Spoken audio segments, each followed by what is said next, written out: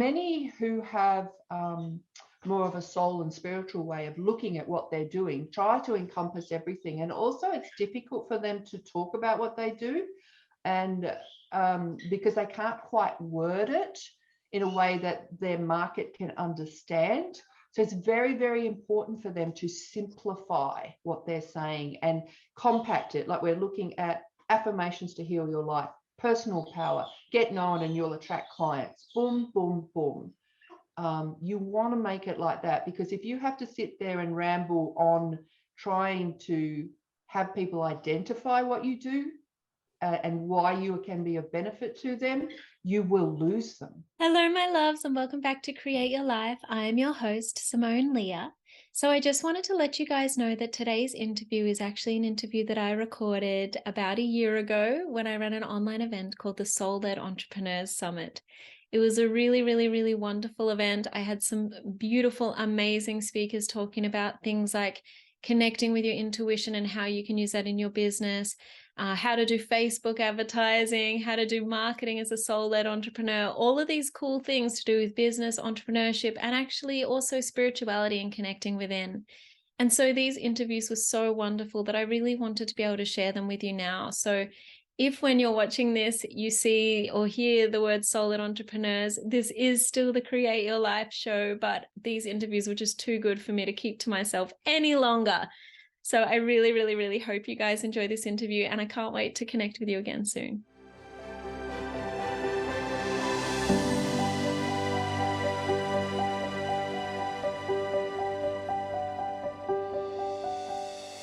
Hey guys, and welcome back to Soul-Led Entrepreneurs. My name is Simone and I am your host.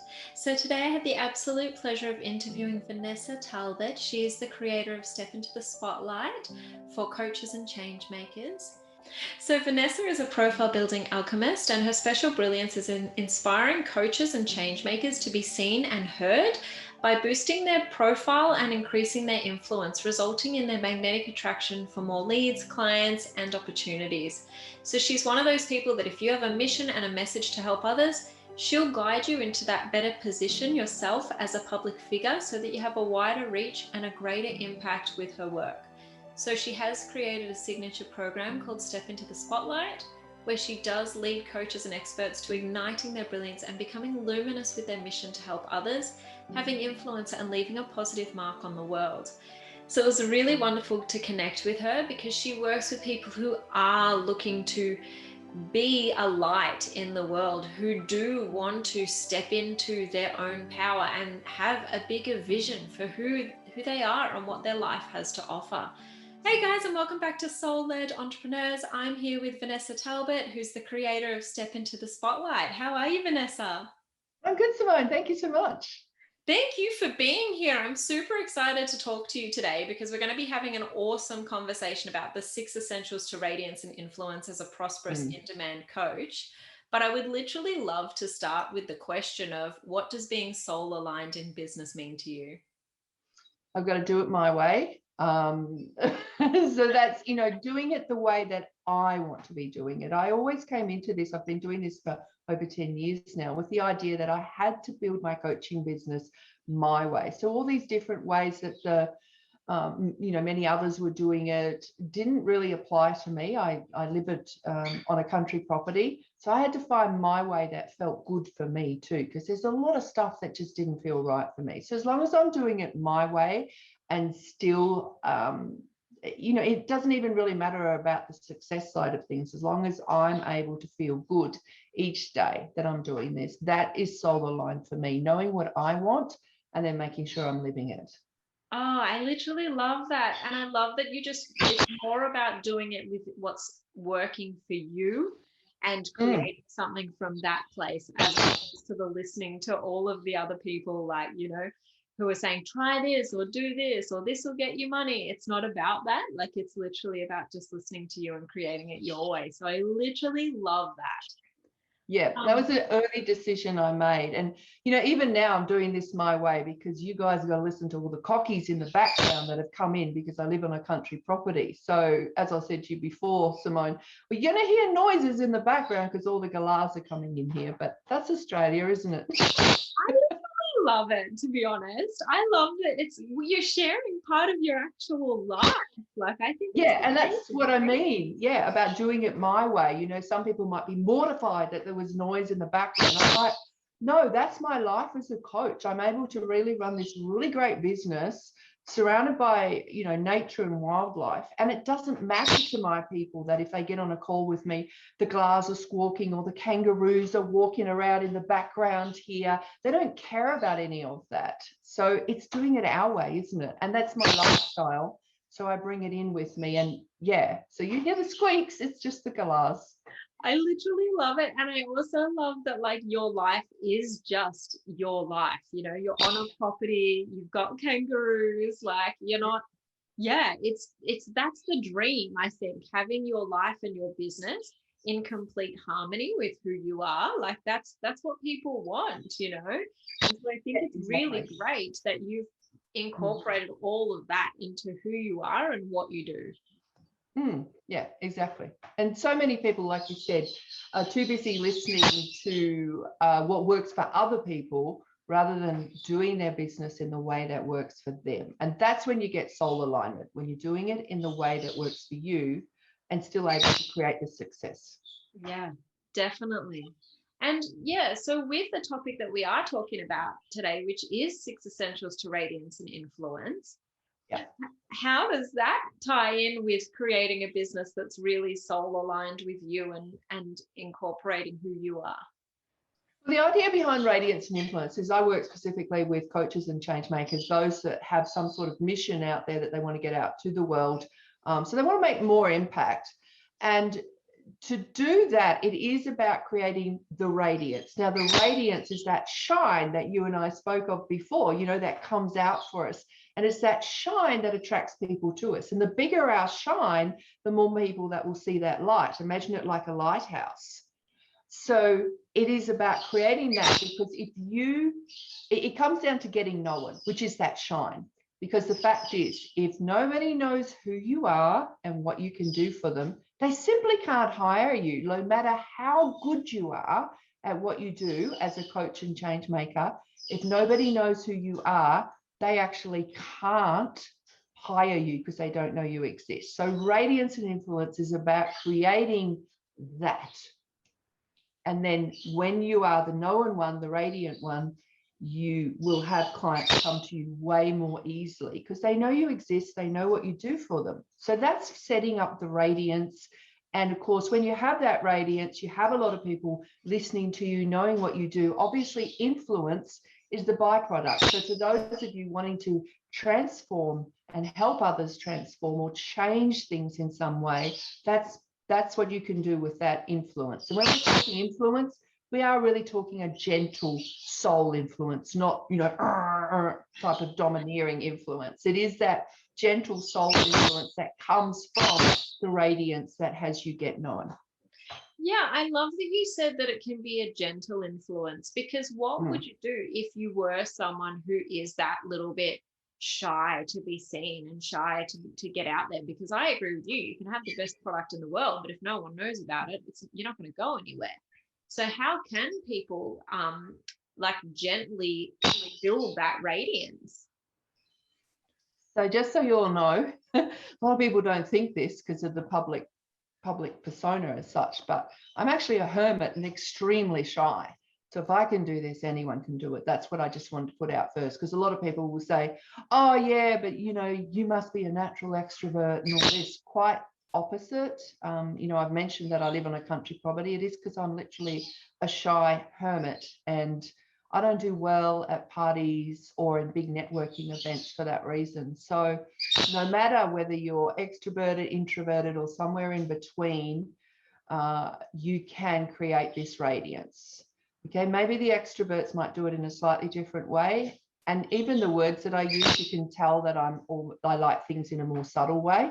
You know, you don't have to have this big impact of influence. We can have this shyer, more calmer type of influence as well. I've got 6 ways to make that happen. Are you ready for them? I'm so excited. I'm super pumped. All right. So when we get most coaches when they're starting out, they have very little idea of what they stand for. So they're trying to represent coaching, which is probably the worst thing you can do, in all honesty. If you are trying to get known for one particular thing, you can't really get known for coaching. You're then put in the bag of so many others. So what you've got to look at first is your one thing.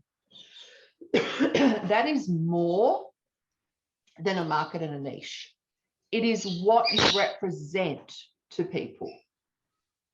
So if you are, say, for example, doing relationship coaching, what can you represent to people? It's that next level that most successful coaches understand. So let's look at, for example, some examples. If we look at Louise Hay, for example, Louise Hay when she was with us, she really represented affirmations to heal your life, didn't she? Yeah.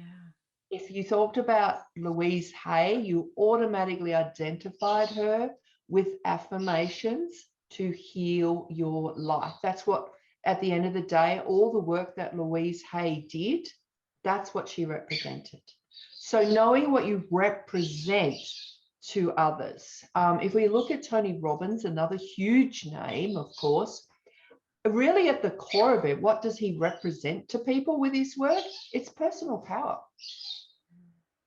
So knowing what you represent, if I think of a few other names that are out there at the moment, like Gabby Bernstein, hers has switched a little bit from happiness in the early days, but now she's switched a little bit to really talking about universal abundance and manifesting. So she's done a bit of a switcheroo, which you can see you can. Yeah. Just don't do it too often. But that's the level where coaches get known, because if you're just known for coaching or whatever, it doesn't really enable you to stand out. So it's what you represent to others. It is what we call that one thing. And as you can see, it goes a little bit beyond market and niche. Now, for many coaches, that can take a little bit of time to settle into.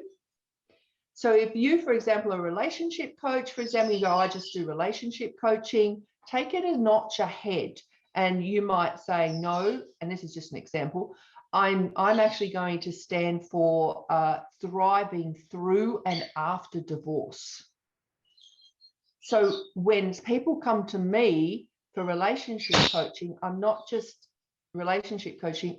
They really understand through working with me, and they're going through divorce. So it might be after the relationship hasn't worked. It's all about thriving during that period and after it.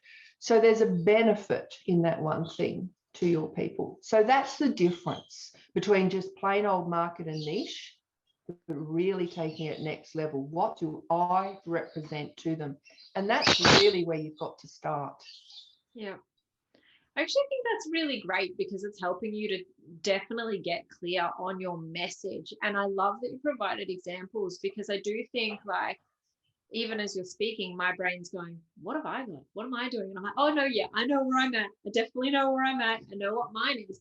And I think that if someone is listening to this, if they don't know where they're at and what they're putting out there, that is going to send out that slightly more murky vibration, because as soon as you can get clear on who you are and what you want to do, you can do around that.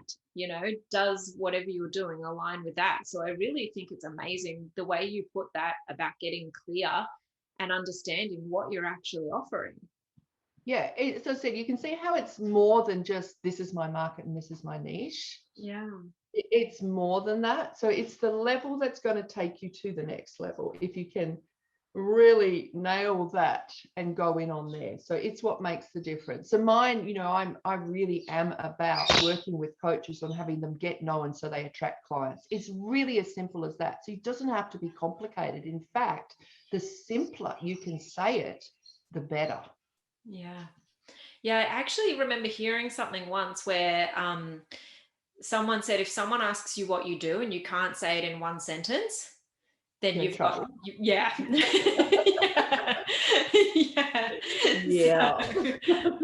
But it's so true. If you can't explain it clearly to one person, how are you going to explain it clearly to the other billions of people in the world, like, so just having that clarity just helps you expand, I feel. Yeah, and it's really funny because many who have more of a soul and spiritual way of looking at what they're doing try to encompass everything, and also it's difficult for them to talk about what they do, and because they can't quite word it in a way that their market can understand. So it's very, very important for them to simplify what they're saying and compact it. Like we're looking at affirmations to heal your life, personal power, get known and you'll attract clients. Boom, boom, boom. You want to make it like that, because if you have to sit there and ramble on trying to have people identify what you do and why you can be of benefit to them, you will lose them. Yeah. See, and that's really what it comes down to, is just make everything so easy that Easy. you instantly know it's a yes or a no. You know what I mean? Yep. Exactly. And I heard that actually about house renovating and back in the times when people used to do those feature walls. And I remember someone saying, you put a feature wall in because the person who rents your house is going to love that wall or they're not. And you want the person who's going to love that. And so if you can simplify down what you're doing, people are just going to gravitate and they're going to be the people who love that. So, exactly. It's the same complex, same thing, Simone. Yep. Yeah. Exactly. That's amazing. Yeah. What is the second? What's the second tip? Okay, because we've got 6, so we better get motoring through them up there. Yes, sorry, yeah. Number 2 is an exceptional presence. So don't, I know it's tempting to want to hide in the background, but you really have to have that exceptional presence. And it actually helps when you know you're one thing, because that confidence of knowing who I am and what I stand for and what I'm about actually lifts your confidence, that enables you to build an exceptional presence. I find when I'm working with coaches and change makers, Simone, that when they're not quite sure of what they're saying or what they represent to people, because of then that uncertainty, it's very easy for them to shy back. But the minute you really get confident in who you are and what you are delivering, it's much easier to build that exceptional presence. Now, that exceptional presence includes things like branding. It's your vibe, it's your energy that you put out. It's that, and that becomes your platform. So just like the feature wall, when you walk into the house, it's got that look to it, doesn't it, that you either like or don't like. It's the same for you. You've got a look, a presence, a vibe that's either going to completely bring in your people or completely repel them. So I know for me, women tend to like my stuff because there's, radiance. So there's shine and all this cool stuff like that. But some of the blokes just go, oh, no way. And that's good. Yeah.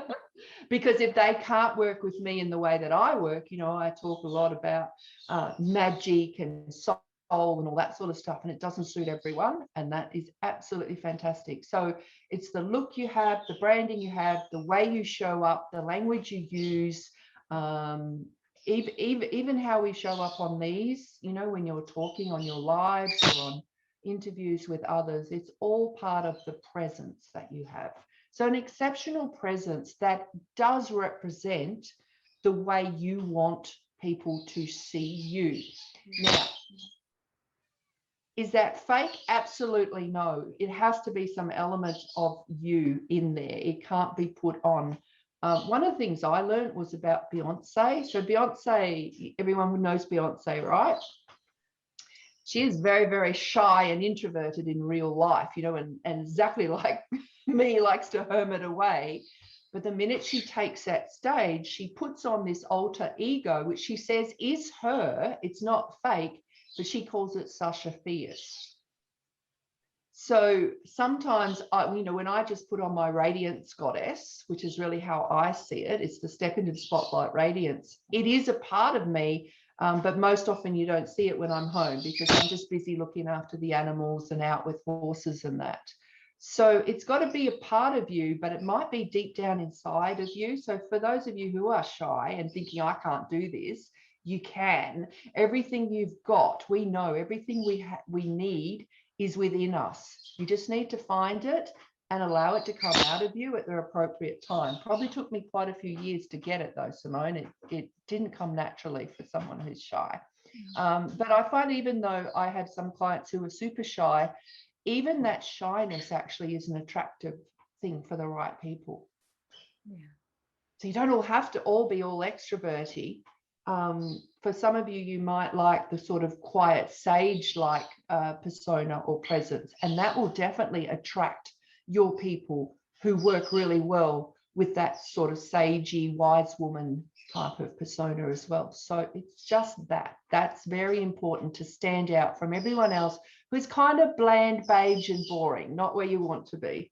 Yeah, agree. And finding, as you said, what works for you, like that sagey, wise woman, if that's what works, you do that, you know, because that's aligned with you. So I literally love all of that, finding that persona that is you, but just expanding it that little bit when you need to. Yeah, what helped me was having a look at my archetypes. If you're not familiar, go check them out, and realizing that I was top a magician, and I already, you know, love to work with spiritual stuff and magic stuff and all that sort of stuff, and sort of saying I am that because I do it. So just bringing that to the forefront and knowing that my magician is at work, and even the, you know, the things I talk about, get known, you'll just automatically attract clients. That's the magician at work. Radiance and influence, and being the goddess of radiance influence, is the magician at work. So knowing your inner workings and what you actually are archetypal wise can really help as well. Yeah, definitely 100% agree with that. And it helps you with when you know like what your thing is that you're going to amplify. It does help you with that, having that clarity for moving forward in the business, because you know what to turn up and amplify. But yeah, what is and you are yourself. You know, you are yourself. I mean, admittedly, my partner and my daughter would probably say I'm a little bit different when I'm with my clients and I am with them and the animals, but they still know that it's me. Yeah. It's not fakeness or something. Yeah. And I think that you can notice a difference when you do that, because you find, or what I found is that it will drain you. Whereas if you're coming from yourself, you end the day and you're fine. Yeah. So even though this is not naturally me all the time at home, it fuels me to be in my alchemist, in my magician. So those things will really help you understanding those part of you, and that does keep you soul aligned as well. If I tried to be something else, yes, you're right, it would be very, very draining. You couldn't sustain it. No. Exactly. I don't like these ideas where they tell a lot of the new people starting out, fake it, make it. I'm not a huge fan of that for that reason. One, it's not sustainable, and secondly, it's very draining. So I'm not a fan of that. Be yourself, but just let the more magic you, the bigger part of you, come out in the way that you know works for the people you want to work with. Yeah, I literally love exactly what you just said there, all about magic and being you and bringing out the bigger part. Like, it's if anybody's watching at home, even just let that one sentence sink in, because that's such a beautiful offering to the world if you can really harness that. So what is the third tip? Okay, so you've got all these people interested in you, right? Because you've got this amazing presence, you know, whether it's wise woman or whether it's the alchemist or spiritual diva or networking genius, whatever it is that you've got happening out there. And of course, your one thing is really having people come towards you. You need a community to park them in. You need somewhere to park people. So having some sort of community, obviously what has worked really well in the past for us has been a Facebook group as a community to park them. But you can think of other ways as well. You know, there's other ways out there. I primarily work with people building Facebook groups. but whether it's a big, a big Instagram following or somewhere like that, but you have to have where people can collectively stay with you. So it's very important to have some sort of community, and it may just be your social media page, by the way. You can really build that following, have them stick with you on that page, have them devour and want what it is that you're showing up with for them every day. You need to be seen by these people continuously, so you're always top of mind. So that's very important to think about. Where's my community to park all these amazing people? Because not everyone buys from you straight away. So having a community of all these beautiful people who are interested in you and what you have to give is the perfect place to stay top of mind for them. And when they are thinking of buying, who they're going to buy from. Yeah. So that's the third one, because a lot of people they don't have a community to park. In the olden days, of course, it used to be the email list. Email list's not as great anymore because the open rates aren't so great anymore. And people are so in tuned on social media these days. They love the visual aspect to it, of course, which the old email community didn't work so well. I would still suggest building an email list, but find another way to have a community as well, where you can show up in front of your people. It may even be a YouTube channel where your videos are out there and they're in there and they're subscribing and that. But think about where you want to work best to build that community around you. Can I just ask on this element of community as well? Say you are building an online Facebook group and you also have your business page, which is your personal Facebook page, and you have your, Instagram page. Can you share the exact same content or similar content or repurposed versions of said content in all three of those places? Yes. Amazing. Yeah. A lot of people have so much content and they're burning themselves out trying to create new content because they've had multiple places. When you really look at it, if you looked at all your content, you've got multiple content within your content you've already created. Yeah. I'll go back and look at stuff I wrote a couple of years ago and say, what can I pull out of this that's relevant today? Yeah. So yes, you can, and you can share it in your group. You can share it on your Facebook page. You can share it into Instagram. You might not want to share it all at the same time, but you can certainly share it one place and then share it there, a bit later on. So definitely, yes. Yeah, I literally love that. So you have to create the same presence across the board everywhere where you show up. It has to be the same. In terms of what they get here, they must get elsewhere in terms of what you're saying to them. Does that make sense? Yeah, definitely. No, I literally love that. And I love that we can just repurpose that same content instead of necessarily going out and making new content all the time. So that's a really great tip, I think. Yeah, it can get exhausting having to always think of new content. I teach the people in my classes about building the need. That's another story altogether. But even that, with the way of building the need with your content, you can still keep repurposing. Yeah, I literally love that. Okay. What is the fourth one? Okay, fourth one, you need amazing jump off the fence offers. And that's because a lot of people out there in your community are sitting there just waiting for the right moment. You want to be able to come up with amazing, what I call jump off the fence offers. So the sort of thing that you get where they're sitting on the fence going, oh, I don't think I'm quite ready yet. And then these are the things where they'll go, oh, no brainer, I need to jump in. So having, one or two or a little repertoire of what I call jump off the fence offers gets them moving. Otherwise, people tend to just sit and consume all your free content.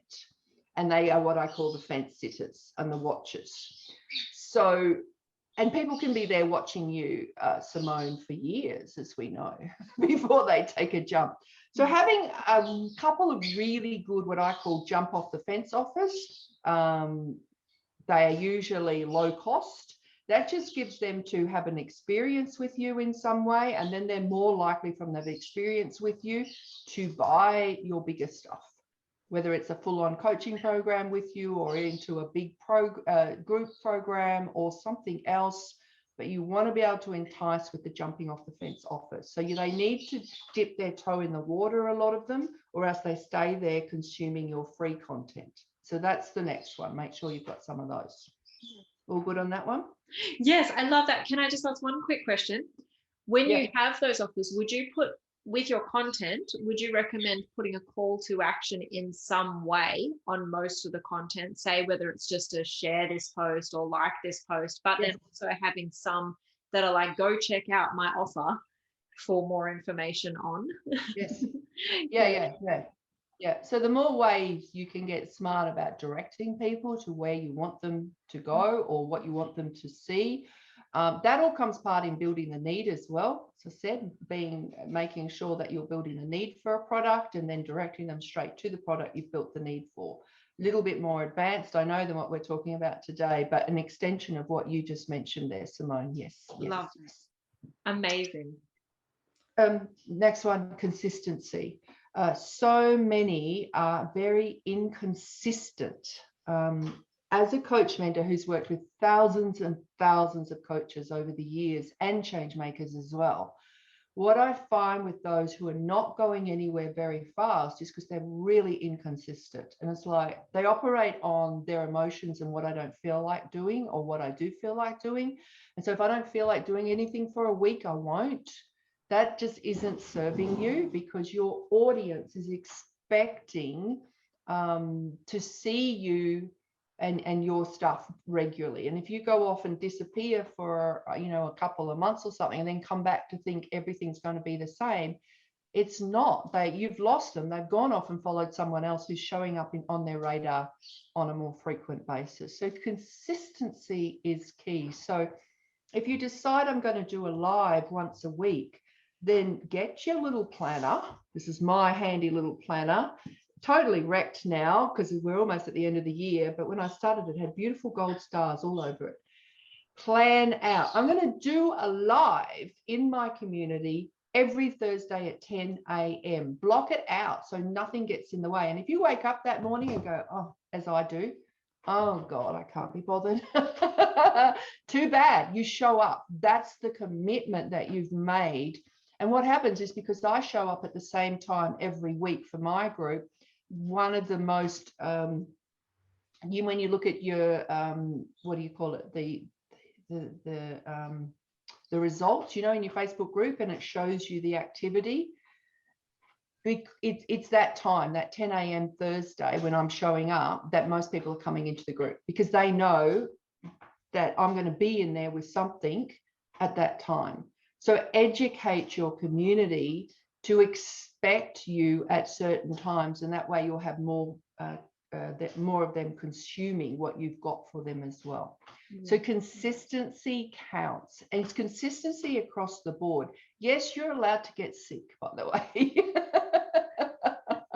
We don't expect you to be Wonder Woman and go trooping through, but don't act on your emotions. Oh, I've just had a fight with my husband. I don't want to show up.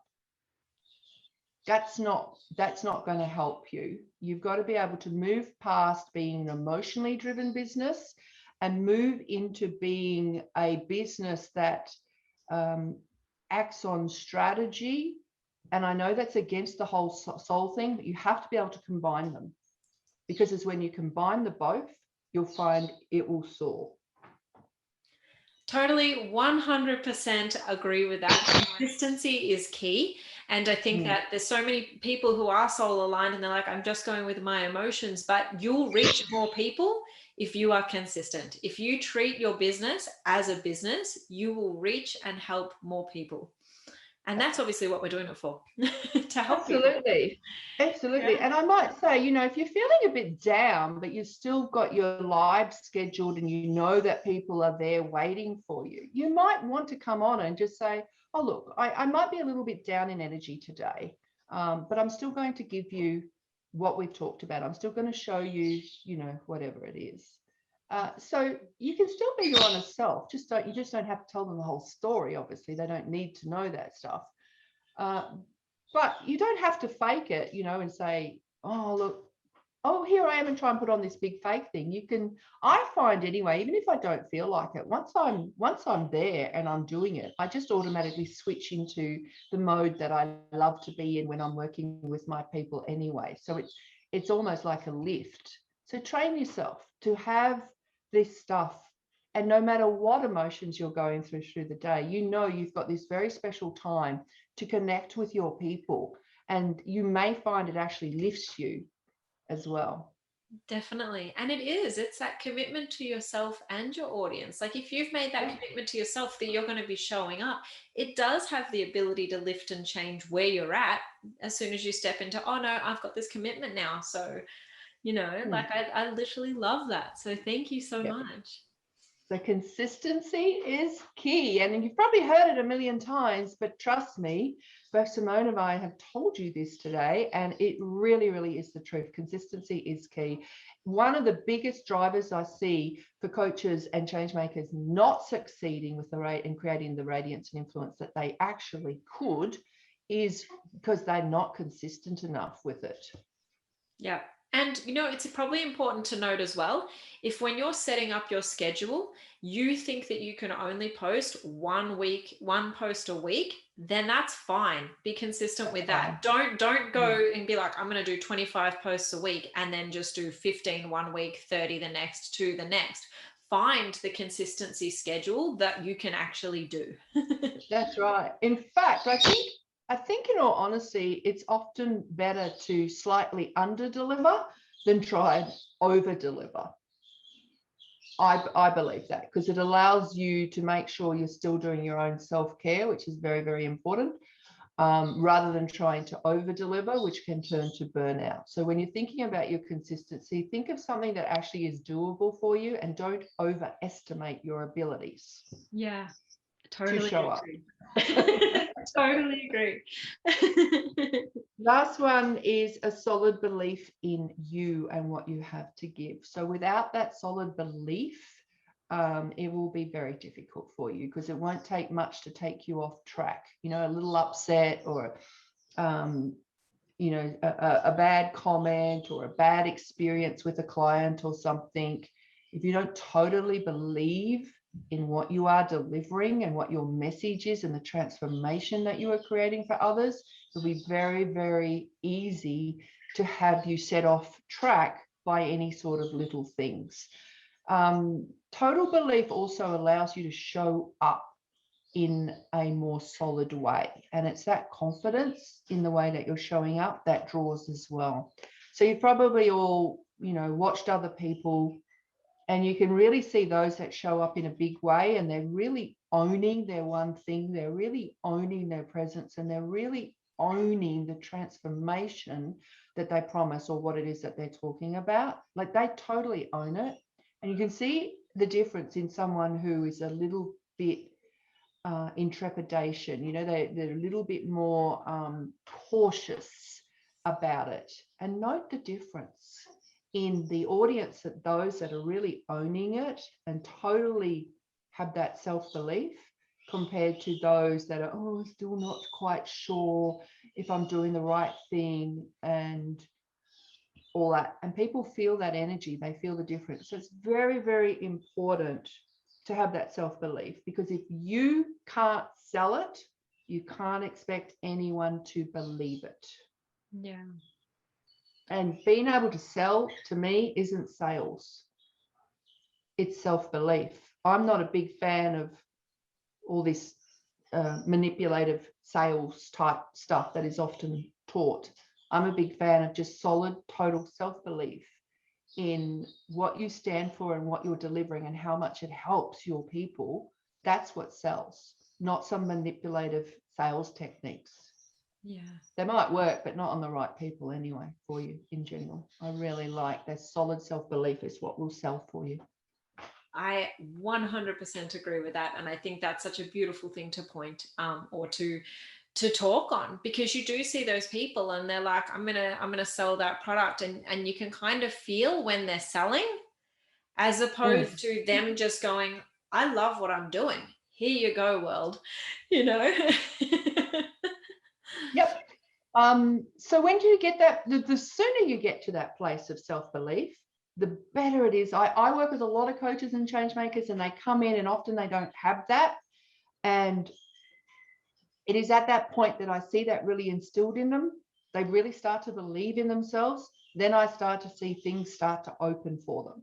Opportunities start to open. The clients seem to start automatically come to them. And it's not that things are easy. I don't want to kid people that being out here in the public eye and building a business is easy. It's not easy, but we can make it more soulful and joyful for ourselves.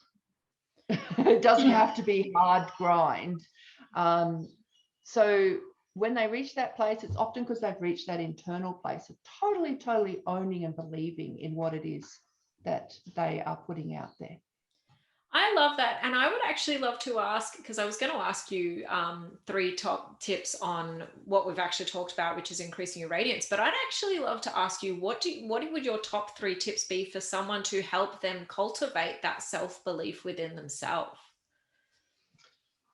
If they're going to cultivate that self-belief in themselves, I think the first thing is to actually forget about what other people are saying.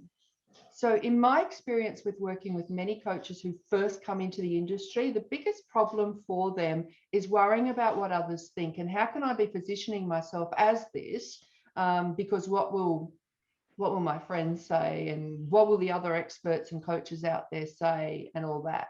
And I think you've got to leave that behind. So I think that's really important. And I know that's easier said than done, and it might take some internal work with some good quality coaches themselves who are good at helping you forget about I'm a fraud and all that sort of stuff. It doesn't serve you. It's not true. It's only stuff that's instilled in your head from other people around you anyway, and from circumstances. So I think being able to leave that behind is one of the most important things. The second one is, honestly, I'll go back to the one thing. Once you know what you stand for, that automatically seems to start to build a confidence when you leave the other stuff behind and then really say, this is what I stand for. So I think really knowing what you represent, your one thing, is, we're going back to that, but I would bring that in as well. Because most of them, when they come in, they actually don't know that. I've just got out of life. I've just done my life coaching and I'm trying to sell life coaching. And it's difficult to sell life coaching as life coaching. Once we start to talk it into, well, what can you really stand for that people are going to want to come for, so you don't have to sell it? Once they get to that switch around, it makes a big difference as well for them. But yeah, most are stuck in selling coaching, and then it's difficult, and that doesn't work as well. So there's 2 things for starters that are going to help build that belief. Third thing, you know what? The more wins on the board you get, and they come, if you follow these 6 tips, the wins on the board start to come, and the more little wins on the board that you get, the more your confidence and belief grows as well. So I think the third thing is something that starts to happen, the little wins, and you start to believe in yourself as well. So I don't think it's automatically an instantaneous thing, Simone, but I do think the quicker you can get the little wins on the board, I do think the confidence grows. And would you define the wings as just like the actual doing, like showing up and doing? Yeah, like one of the things that most people, when they come to me and they're just starting, one of the hardest things, and for you and me, they're probably every day, oh, we've done it a million times, it's so easy. But it would be showing up for something like this. So they'd be absolutely nervous and they wouldn't know what to say. And oh my God, they'd probably have a script of notes here that they're trying to read the whole way through. But once they've done it and they realize that was fun, I find that they all, bring me more. And it's the same as lives. Remember the first live that you ever did? Everyone remember the first live you ever did. You're like, oh my God, oh my God, oh my God. And I make all of mine do it. And they come back to me and they go, oh, I stuffed so many things up, but I love it so much, I want to go and do it again. So those are the little wins. It's exactly what you're talking about. It's the doing that creates that little bit of acknowledgement. Yeah, this is what I'm really supposed to be doing. I'm really supposed to be here doing this live, even though I'm crap at it right now. I want to come back and I want to do it more, because you'll feel that little thrill inside you when you do your live, even if you're absolutely petrified. When you come off, have you noticed, everyone, when you come off from doing that first live, when you went in there going, oh my God, this is so scary, and you came off and it was still scary, but there's that flutter of excitement in you. Yeah. You keep building that, and that's exactly what happens, Simone. It does grow. It is the little actions that are those little wins on the board. Literally love that. Just get out there, start doing, build the confidence, and make it fun. Yes, your first live is going to be scary but own the fact that you're scared about it, or own the fact that you're nervous. Like, make it fun and have fun with it. Be like, guys, this is my first live. I'm freaking out a little, but let's just do this. You know, be who you are in that moment. If you think it will be relevant and enrich your audience. I remember when I did my first speaking gig, being shy and being a hermit, and I've never spoken in front of people before, it was horrified. I remember I had to speak for, I think it was about 20 minutes, and it's in front of an audience of 500. It was at my book launch, so there was a lot of people there, and I had to stand on stage and I had to speak for 20 minutes. And I remember getting off the stage, and it seemed like I was only up there for like 30 seconds because it was a blur. I don't remember a thing I said. I had one of my friends in the audience mouthing at me, saying stuff, but I was still in this blur. I couldn't remember, but she was, don't say that. No, you said that wrong. And no. And I remember her doing all these actions, and I got off, and it was shocking, absolutely terrible. Now, you know, I've been all over the world speaking, San Diego speaking. Now it's not that I'm cool as a cucumber, but it's just so much easier. And I actually remember my whole presentation now, not like my first one where I didn't remember a single word. And apparently it was just blubber coming out. Yeah. So there's hope for everyone, I want to say. I literally love that. But you would have loved it. You would have got off and had that, like, oh, I can do this moment. Like, I've just done it. I can do this, you know? I wouldn't say I was quite at that with the speaking. I was with the lives, but with the speaking one, I got off and I thought, oh my God, that was just terrible. But something in me at the next invite I got, because with the book launch, when it came out, I had to go around and do bookstores and stuff like that. So I had to do quite a few of them. I don't know, it just got easier each time. Yeah. So yeah, it does. You just got to keep at it. And it goes back to that consistency as well, doesn't it? Just keep doing it. Yeah, just keep showing up every day. So I've loved this chat. Take weekends off, I do. Yeah, I do too. I'm all about having a business that turns off. You know, I'm not as on the social media 24/7 girl. I think we need to live our lives. Yeah, absolutely not. And everyone who knows me and follows me knows that I have the wildlife caring that I do. I'm a wildlife carer, hence kangaroos, galahs and all that always coming in the background and that. I've got horses as well. So all weekend we're usually out doing horse events and stuff like that. So it's definitely not a 24/7 coaching business that I've built. And that's when I work with people, is to make sure that they're developing a business that suits them and their lifestyle. I think that's the most important thing. Definitely 100%. And I think if you're being soul-led, you want to live your life. You don't want to be on your phone all day. So design it that way.